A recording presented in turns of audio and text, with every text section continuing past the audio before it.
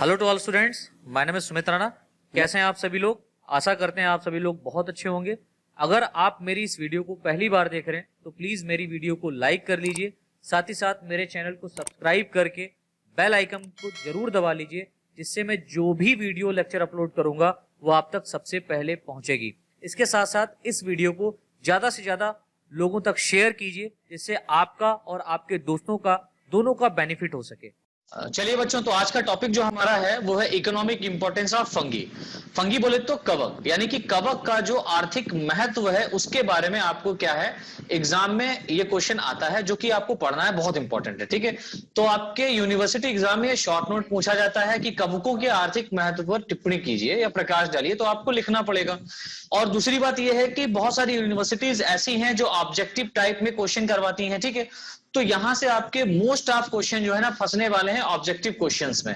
ठीक है, इस पेपर से तो ये जो फंगस है यहां से भर के क्वेश्चन आपका आता है ऑब्जेक्टिव क्वेश्चन पेपर में। तो इसको थोड़ा सा अच्छे से देखिएगा बेटा।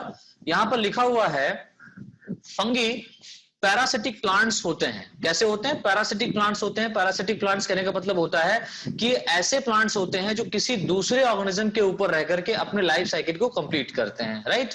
जिसमें 5000 से अधिक स्पीसीज पाई जाती हैं। जिसमें कितनी स्पीसीज पाई जा रही हैं? 5000 से अधिक स्पीसीज पाई जा रही हैं। बाप रे, समझिए। फिर देखिए लिखा हुआ है फंगी की बहुत सारी स्पीसीज ह्यूमंस के लिए आर्थिक रूप से यूजफुल होती हैं। यानी कि जो फंगस हैं इनकी बहुत सारी ऐसी स्पीसीज हैं जो हमारे दैनिक जीवन के लिए क्या है, यूजफुल हैं। लेकिन बहुत सारी स्पीसीज हार्मफुल भी होती हैं। तो हम ये कह सकते हैं बहुत सारी स्पीसीज क्या है, हमारे आर्थिक महत्व के लिए यूजफुल हैं, और बहुत सारी ही स्पीसीज, या हम कह सकते हैं कुछ स्पीसीज हमारे लिए क्या है, हार्मफुल भी होती हैं। ठीक है, तो सबसे पहले यहां पर जो हम लोग यूजफुल एक्टिविटीज हैं या जो यूजफुल फंगस हैं उनके बारे में समझेंगे।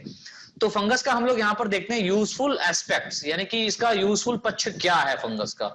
तो देखिए यहां पर लिखा हुआ है फंगी की बहुत सारी स्पीसीज अपनी यूजफुल एक्टिविटी के कारण ह्यूमन के लिए आर्थिक रूप से यूजफुल होती हैं। ठीक है, जिन्हें मनुष्य भोजन, औषधि आदि के रूप में यूज करता है। जिन्हें जो मनुष्य है वो किस में यूज करता है? भोजन के रूप में यूज करता है।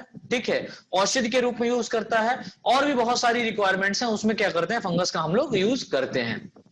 फिर देखिए आगे लिखा हुआ है फंगी का यूज एग्रीकल्चर, दैट मींस कृषि में भी इसका यूज होता है, तथा इंडस्ट्रीज जो बहुत बड़ी बड़ी कंपनी है वहां पर भी क्या होता है, इनका यूज किया जाता है। मनुष्यों के लिए फंगी के यूजफुल एस्पेक्ट्स, ठीक है, एस्पेक्ट्स फॉलोइंग टाइप से हैं। यानी कि ह्यूमंस के लिए जो यूजफुल एस्पेक्ट्स हैं वो फॉलोइंग टाइप से हैं। जैसे फर्स्ट यहां पर जो पार्ट है या पॉइंट है वो है फंगी एज फूड, यानी फंगस को हम लोग भोजन के रूप में यूज करते हैं। कैसे यूज करते हैं वही यहां पर समझना है। तो देखिए लिखा हुआ है बहुत सारे फंगस या बहुत सारे फंगी अपनी न्यूट्रिएंट्स के कारण, यानी कि जो इनके अंदर न्यूट्रिशन है उसके कारण, जो पोषक तत्व यहां पर हैं उसके कारण, ठीक है, भोजन के रूप में यूज किए जाते हैं।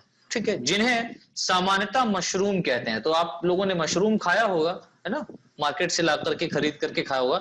लेकिन मशरूम में भी हम लोग स्पेशली क्या खाते हैं, उसका बेसिडियो कार्ब खाते हैं। वही इंपॉर्टेंट होता है, उसी में ज्यादातर न्यूट्रिएंट्स मॉलिक्यूल होते हैं, और खाने के बाद में आपको बहुत सारी चीजें वहां पर मिलती है, लाइक प्रोटीन है, फैट है, मिनरल है, विटामिन है, ये सारा का सारा आपको फंगस से मिलने वाला है। ठीक है, फिर देखिए क्या लिखा हो, मशरूम कहते हैं इस प्रकार के फंगस में खाने योग्य भाग, यानी कि जो खाने योग्य भाग है इसके अंदर वो क्या है, बेसिडियो कार्ब के रूप में होता है। ठीक है, तो जो एडिबल पार्ट है वो क्या है, बेसिडियो कार्ब है, राइट। अत्यधिक रूप से उपयोग किए जाने वाले मशरूम, यानी सबसे ज्यादा फॉर्म में जो मशरूम यूज किए जाते हैं उनकी हम लोग अगर बात करें तो उनमें से कौन कौन है? मशरूम में अगेरिकस, ये सबसे ज्यादा खाया जाता है, वॉल्वेरिला, ये भी खाया जाता है, मॉर्केला एंड पॉलिटस।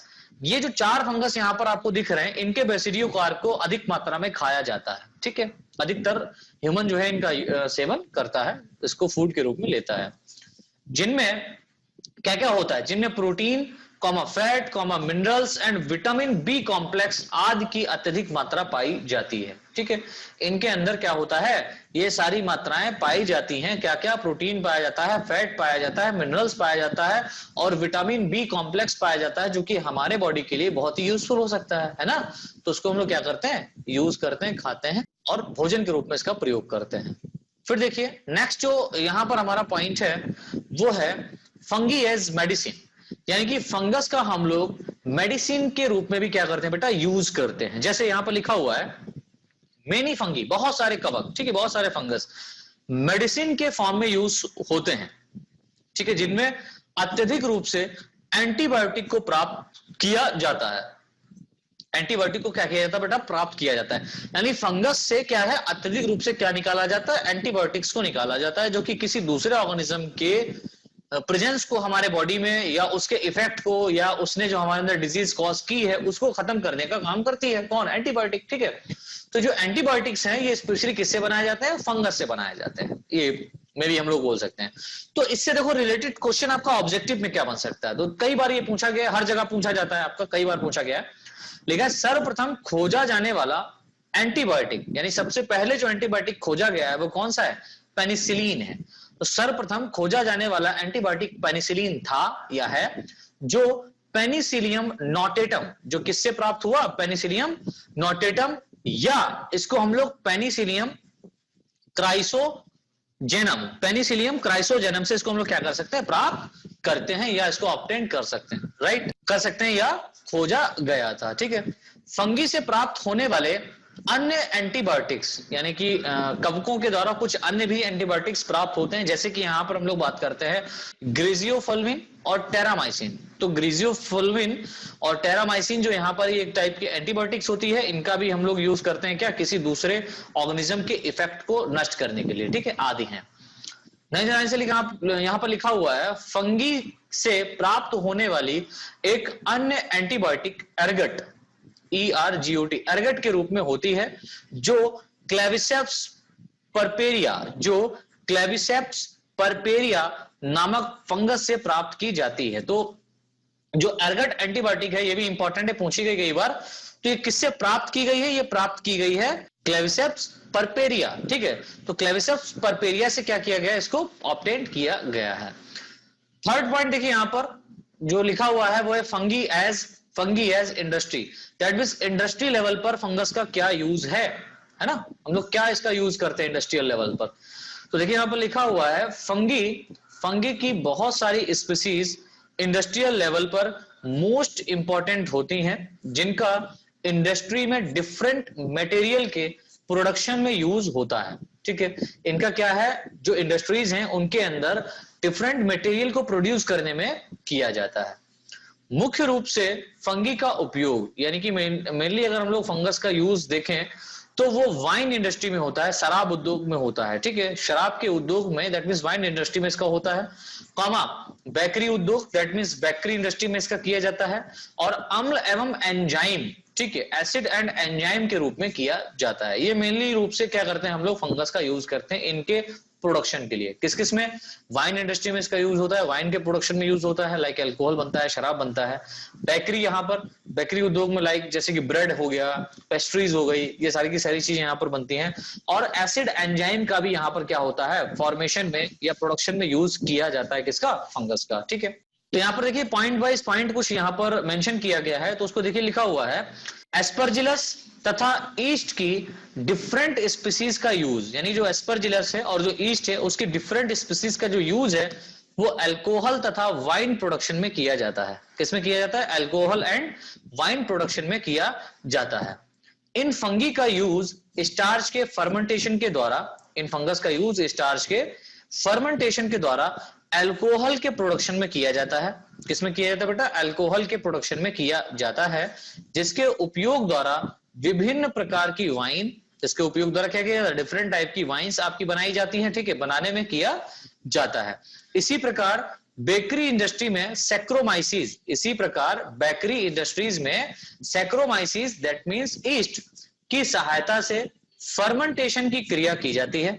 ईस्ट की सहायता से क्या किया जाता है, इसमें फर्मेंटेशन की क्रिया को कराया जाता है। इन फंगी में प्रेजेंट जाइमेज एंजाइम, यानी कि यहां पर जो जाइमेज एंजाइम है ये इंपॉर्टेंट रोल अदा करता है बेकरी इंडस्ट्रीज में, ठीक है। प्रेजेंट जाइमेज एंजाइम की सहायता से स्टार्च का फर्मेंटेशन करके, यानी कि जो स्टार्च यहां पर होगा उसका क्या किया जाएगा, फर्मेंटेशन किया जाएगा, किण्वन किया जाएगा करके bread comma cake comma pastry का प्रोडक्शन किया जाता है। तो यहां पर ब्रेड केक पेस्ट्री का जो यूज किया जा रहा है वो किसके द्वारा किया जा रहा है, ईस्ट के द्वारा किया जा रहा है, इसको हम लोग सैक्रोमाइसिस भी बोलते हैं, ठीक है। तो ईस्ट या सैक्रोमाइसिस फंगस के द्वारा इसके द्वारा क्या किया जा रहा है, स्टार्च का फर्मेंटेशन कराया जाता है और इसके अंदर एक एंजाइम पाया जाता है जिसका नाम क्या है, जाइमेज। ये जाइमेज एंजाइम क्या करेगा, स्टार्च को तोड़ेगा, फर्मेंटाइज करेगा, ठीक है, किण्वन की क्रिया इसको हम लोग बोलते हैं, और फर्मेंटाइज करके क्या करेगा, ब्रेड, केक और पेस्ट्री का प्रोडक्शन कराने में सहायता करता है, राइट। चलिए सेकेंड यहां पर देखिए पॉइंट लिखा हुआ है, एस्परजिलस तथा पेनिसिलियम। एस्परजिलस तथा पेनिसिलियम की डिफरेंट टाइप की स्पीसीज का चीज प्रोडक्शन में, पेनिसिलियम की डिफरेंट टाइप की स्पीसीज का चीज प्रोडक्शन में यूज किया जाता है, ठीक है।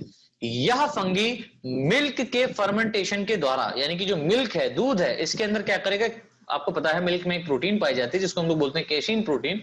इस केशिन प्रोटीन को क्या करता है, ये फर्मेंटाइज करता है, तोड़ता है, ठीक है। तो क्या होगा, मिल्क के फर्मेंटेशन के द्वारा, दैट मींस मिल्क प्रोटीन के फर्मेंटेशन के द्वारा लिखें तो ज्यादा बेहतर, मिल्क प्रोटीन के फर्मेंटेशन के द्वारा चीज प्रोडक्शन में सहायता करता है, यानी कि पनीर बनाने में क्या होता है, इसका उपयोग हम लोग करते हैं, ठीक है। नेक्स्ट यहां पर पॉइंट देखिए लिखा हुआ है, डिफरेंट फंगी का इंडस्ट्रियल लेवल पर, यानी कि बहुत सारी ऐसी फंगस हैं जिनका इंडस्ट्रियल लेवल पर एसिड के फॉर्मेशन में यूज किया जाता है।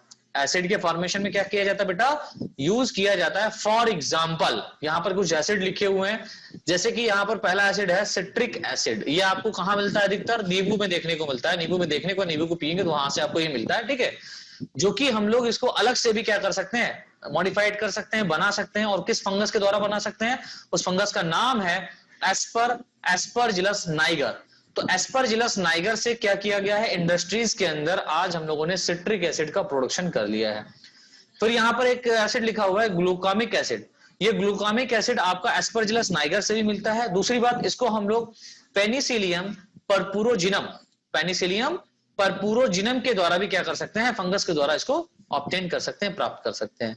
फिर थर्ड यहां पर देखिए इंपॉर्टेंट है एसिड जिसका नाम है गैलिक एसिड। ये जो गैलिक एसिड है इसको हम लोग एस्परजिलस एलोमाइसिस के द्वारा क्या करते हैं, प्राप्त करते हैं। और लास्ट यहां पर जो एक और है एसिड जिसका नाम है फ्यूमेरिक एसिड, या इसको हम लोग बोलते हैं लैक्टिक एसिड।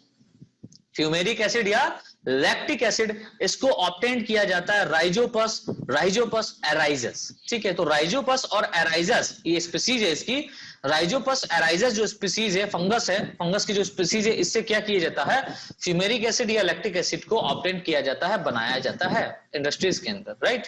चलो नेक्स्ट यहाँ पर एक और पॉइंट लिखा हुआ है जिसका ना एक और पॉइंट यहाँ पर मेंशन किया गया है, लिखा हुआ है ईस्ट तथा एस्परजिलस की बहुत सारी स्पीसीज इंडस्ट्रियल लेवल पर एंजाइम के प्रोडक्शन में सहायता करती है। इंडस्ट्रियल लेवल पर क्या करती है, एंजाइम्स की सहायता में, एंजाइम्स के प्रोडक्शन में क्या करती है बेटा, सहायता करती है। मुख्य रूप से इन फंगी की सहायता से एमाइलेज, इन्वर्टेज आदि एंजाइम का प्रोडक्शन किया जाता है। तो किस किस एंजाइम का प्रोडक्शन किया जाता है, एमाइलेज का प्रोडक्शन किया जाता है, इन्वर्टेज एंजाइम का प्रोडक्शन किया जाता है ना। इन एंजाइम्स का क्या किया जाता है, फंगस के द्वारा आज के दौर पे हम क्या कर सकते हैं, एंजाइम्स को प्रोड्यूस कर सकते हैं, ठीक है। तो ये भी एक बहुत बड़ी बात है भाई, एंजाइम्स को, एंजाइम क्या हमारे बॉडी के अंदर ही बनता है, लेकिन उसको हम क्या कर सकते हैं, आउटसाइड द बॉडी, हमारे बॉडी के अंदर ना बना करके उसको हम लोग बाहर से क्या कर सकते हैं, ऑब्टेन कर रहे हैं, बना ले रहे हैं। किसकी सहायता से, फंगस की सहायता से, ठीक है। तो इसका हमारे दैनिक जीवन में काफी यूजफुल एस्पेक्ट्स है। चलिए फिर उसके बाद में यहाँ पर एक और एस्पेक्ट्स लिखा हुआ है जिसका नाम है फंगी एज एग्रीकल्चर, यानी कृषि में फंगस का कितना यूज है, कितना बड़ा रोल है, उसको हम लोग यहां पर देखते हैं। लिखा हुआ है फंगी की बहुत सारी स्पीसीज, मेनी स्पीसीज एग्रीकल्चर में इंपॉर्टेंट रोल अदा करती हैं। एग्रीकल्चर में क्या करती हैं, बहुत इंपॉर्टेंट अपने रोल को अदा करती हैं, जिसमें फंगस की मेनी सेप्रोफिटिक स्पीसीज, सेप्रोफिटिक कहने का मतलब मृतोपजीवी, जो मरे हुए डेड डिकेइंग ऑर्गेनिक मटेरियल को डिकम्पोज करने में क्या करते हैं, सहायता करते हैं, ठीक है। तो ये मरे हुए ऑर्गेनिज्म से क्या करेंगे, सेप्रोफिटिक फंगस क्या करेंगे, अपने फूड को ऑब्टेन करते हैं, ठीक है। सेप्रोफिटिक स्पीसीज सॉइल में डेड ऑर्गेनिक मटेरियल को, या सॉइल में डेड ऑर्गेनिक मटेरियल के डिकम्पोजिशन द्वारा सरल पोषक तत्व, दैट मींस सिंपल न्यूट्रिएंट्स को प्रोड्यूस करते हैं, ठीक है। जो सिंपल न्यूट्रिएंट्स बन रहे हैं सॉइल के अंदर, किसके थ्रू डिकम्पोज किए जा रहे हैं, फंगस के थ्रू डिकम्पोज किए जा रहे हैं। एज वेल एज आपको पता है सर, इसमें आपका बैक्टीरिया भी बहुत बड़ा रोल अदा करता है। हाँ भैया, वो तो बहुत बड़ा रोल अदा करता है, ठीक है। तो फंगस भी क्या करता है, यहाँ पर रोल अदा कर रहा है, जिसके कारण सॉइल की फर्टिलिटी यानी कि जो फर्टिलिटी पावर है वो क्या होती, इंक्रीज होती है। अतः यह फंगी सॉइल को फर्टाइल बनाने में सहायक होते हैं। यानी कि जो फंगस है ये सॉइल को क्या कर रहे हैं, फर्टाइल, उसके अंदर उपजाऊ, हम ये कह सकते हैं उपजाऊ बनाने में क्या कर रहे हैं, इसको सहायता प्रदान कर रहे हैं। आगे देखिए लिखा हुआ है, कुछ फंगी प्लांट की रूट में सिम्बायोटिक फॉर्म में पाए जाते हैं। कुछ ऐसे फंगस होते हैं जो प्लांट्स की रूट में किस रूप में पाए जा रहे हैं, सिम्बायोटिक के रूप में पाए जाते हैं, जो कि यह फंगी इन प्लांट्स को वाटर एंड न्यूट्रिएंट्स के एब्जॉर्प्शन में सहायता प्रदान करते हैं। यानी कि जो फंगस है इन पौधों को क्या कर रहा है, वाटर और न्यूट्रिएंट्स को एब्जॉर्ब करके, ठीक है, एब्जॉर्ब करने में सहायता दे रहा है। अब फंगस क्या करेगा, वाटर न्यूट्रिएंट्स को क्या कर रहा है, एब्जॉर्ब कर रहा है और प्लांट्स को दे रहा है। बदले में प्लांट्स क्या कर रहा है, इसको फूड मटेरियल प्रोवाइड कर रहा है। अच्छा, तुम हमको खाना दे रहे हो, सॉरी तुम हमको वाटर, मिनरल्स, न्यूट्रिएंट्स प्रोवाइड करा रहे हो, चलो मैं बदले में आपको खाना दूंगा। क्यों? क्योंकि फंगस के पास में आपको पता है ये कलरलेस होते हैं और ये प्लांट कहलाते हैं, कलरलेस प्लांट कहलाते हैं भाई, क्योंकि इसमें सेल वॉल पाई जाती है, राइट। तो यहाँ पर जो सेल वॉल पाई जा रही है इसके कारण हम इसको प्लांट कह सकते हैं, लेकिन टोटली प्लांट नहीं बोल सकते हैं। क्यों नहीं बोल सकते हैं? क्योंकि इसकी सेल में क्लोरोफिल एब्सेंट होता है और क्लोरोफिल अगर एब्सेंट है तो ये प्रकाश संश्लेषण की क्रिया नहीं कर पाएगी। इसीलिए सभी के सभी फंगस कैसे होते हैं बेटा, पैरासिटिक होते हैं या सेप्रोफिटिक होते हैं।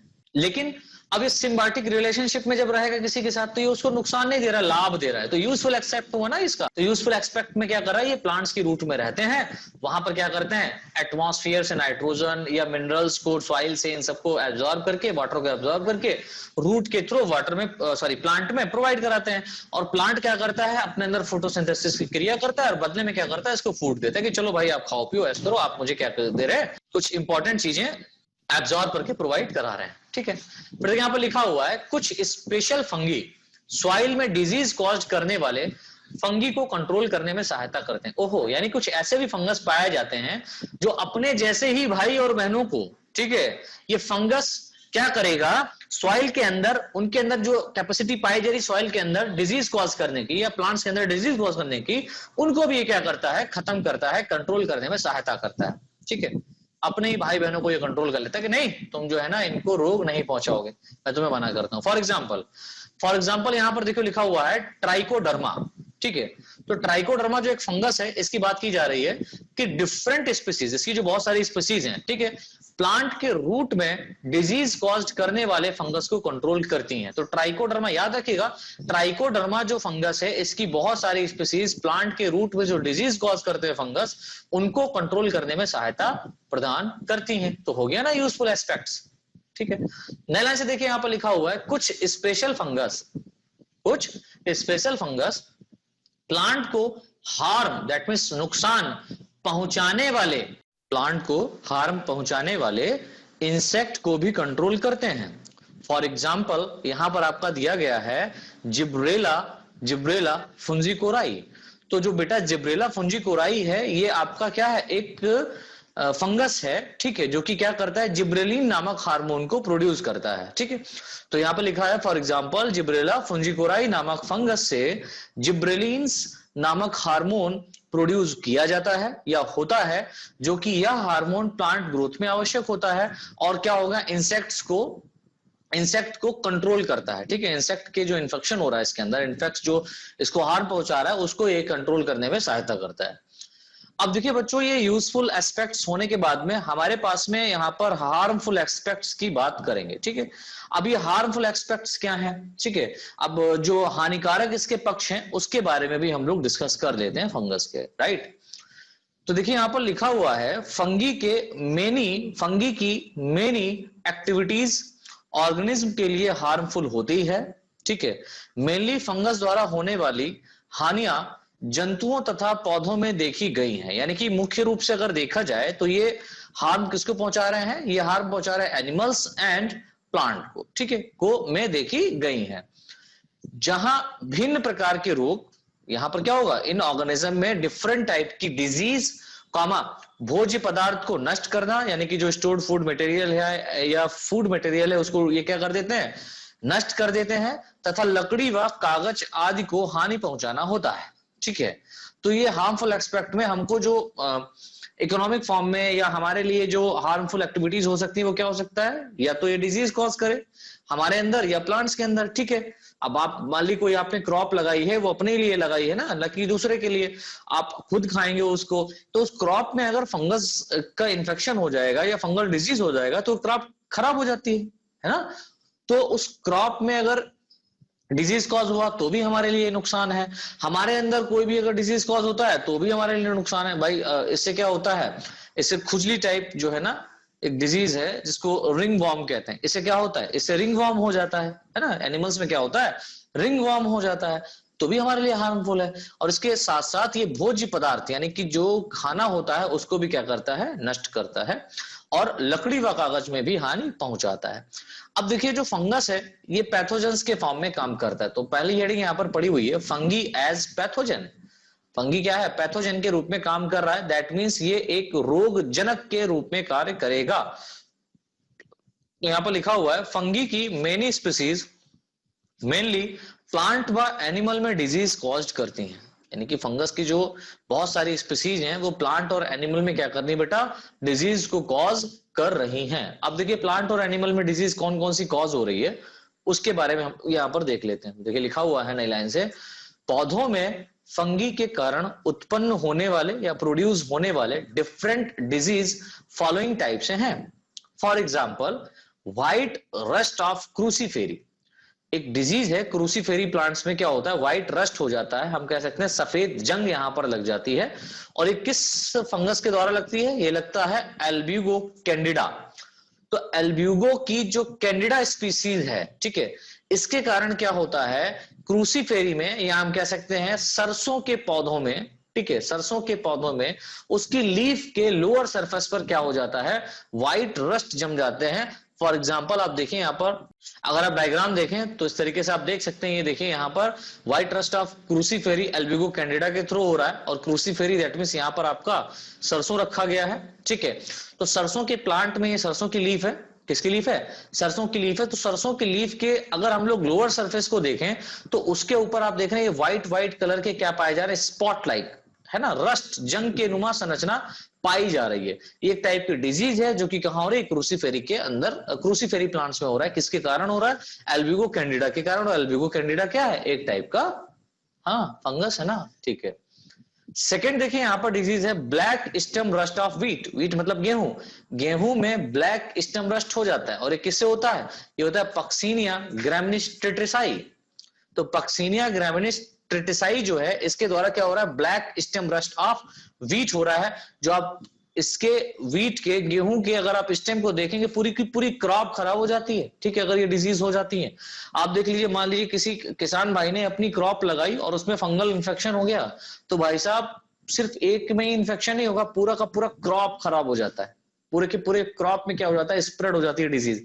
इसको रोकने का सिर्फ एक ही तरीका है, या तो आप डिजीज रेजिस्टेंस वैरायटी यूज करें, ठीक है, एग्रीकल्चर के लिए, या क्या है, अगर मान लीजिए धोखे में भी अगर आप अपने खेत में घूम रहे हैं और ये ब्लैक स्टेम रस्ट डिजीज आपको दिख गया है, ठीक है, और इसका शुरुआती दौर है, तो आप इस प्लांट को उखाड़ करके वहीं पर जला दीजिए, कहीं दूर ले जा करके, ठीक है। नहीं तो क्या होगा, अगर इसके स्पोर्स स्प्रेड हो गए पूरे एयर के थ्रू स्प्रेड हो गए, तो क्या होगा, सारे प्लांट्स में क्या हो जाएगा, ब्लैक स्टेम रस्ट हो जाएगा, ठीक है। चलिए, तो याद रखिएगा बेटा किस फंगस के द्वारा होता है, ये होता है पक्सीनिया ग्रैमिनिस ट्रिटिसाई के द्वारा। चलो थर्ड यहां पर देखो डिजीज है red rot of sugarcane. Sugarcane मतलब गन्ना, गन्ने को आप लोग चूसते होंगे, खाते होंगे, देखा होगा कि किसी किसी गन्ने के स्टेम में या उसकी लीफ में भी आप अगर देखें तो रेड रॉट कहने का मतलब क्या है, एक रेड कलर की जो है रॉट के फॉर्म में यहां पर स्ट्रक्चर दिखाई देगा इसके सेंट्रल पार्ट में, ठीक है। इसके सेंट्रल पार्ट में आपको एक रेड कलर का स्ट्रक्चर दिखाई देगा जो कि पूरे गन्ने में रूट से लेकर के इसकी लीफ तक पाया जाता है। ये जो डिजीज है इसको हम लोग बोलते हैं red rot of sugarcane. और जो red rot of sugarcane है ये एक स्पेसिफिक फंगस पाया जाता है जिसके कारण होता है, जिसका नाम है कॉलिटोट्राइकम, ठीक है। तो ये जो फंगस है इसके द्वारा क्या हो रहा है, शुगर केन में रेड रॉट डिजीज क्या हो रही है, प्रोड्यूस हो रही है, इस तरीके से, ठीक है। मैंने एग्जांपल बतौर यहां पर बता दिया है, और ये मैंने वही यहां पर डिजीज लिखी है फंगस की जो मोस्ट कॉमन आपको देखने को मिल जाए, राइट। फिर देखिए यहाँ पर एक और लिखा हुआ है disease loose smut of wheat. Wheat के यानी कि गेहूं के अंदर एक लूज स्मट डिजीज होती है, लूज स्मट, और एक होता है क्लोज स्मट, ठीक है। और ये किसके थ्रू होता है लूज स्मट ऑफ व्हीट? ये होता है अस्टिलागो ट्रिटिसाई के थ्रू। किसके थ्रू होता है बेटा? अस्टिलागो ट्रिटिसाई के थ्रू होता है। फिर देखिए यहां पर एक और लिखा हुआ है early blight of potato. Early मतलब पहले, blight of potato, blight of potato कहने मतलब यानी कि यहां पर जो पोटेटो है ये सड़ना स्टार्ट करेगा, ठीक है। और ये किसके थ्रू होता है? ये होता है अल्टरनेरिया सोलेनी।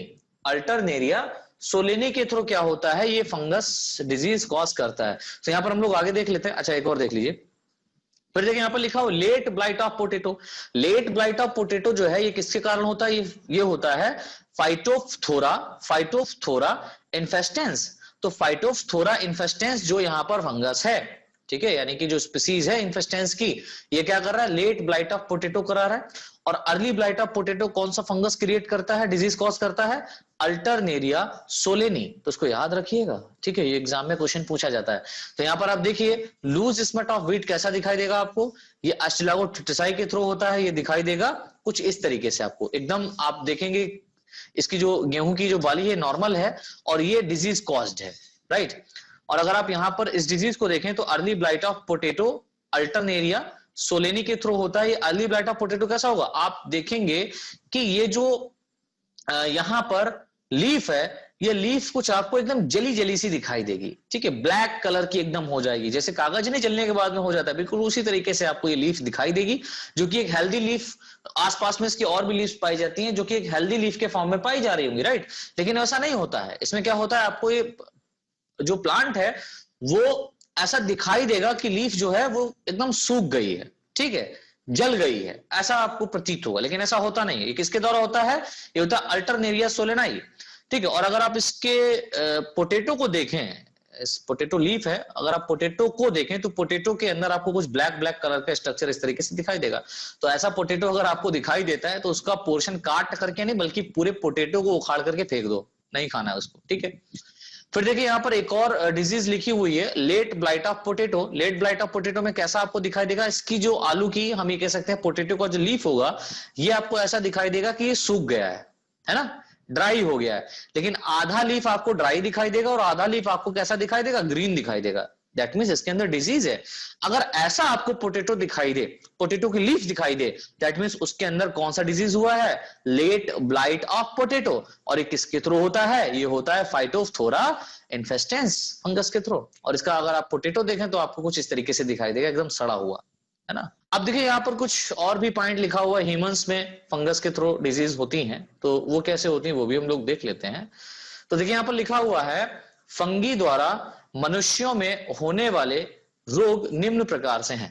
और फंगस के थ्रू क्या होता है? ह्यूमन में भी बहुत सारे डिजीज कॉज हो जाते हैं। जैसे रिंग वॉर्म कॉमन है, रिंग वॉर्म बहुत सारे बंदों को हो जाता है, ठीक है। ये होता है microsporum species. That means microsporum species यहां पर जो है वो क्या करता है? रिंग वॉर्म को कॉज करता है इस तरीके से, ठीक है। ये ऐसा आपको स्ट्रक्चर आपने देखा होगा बहुत सारे ह्यूमंस में। एक यहां पर लिखा है एस्परजिलोसिस।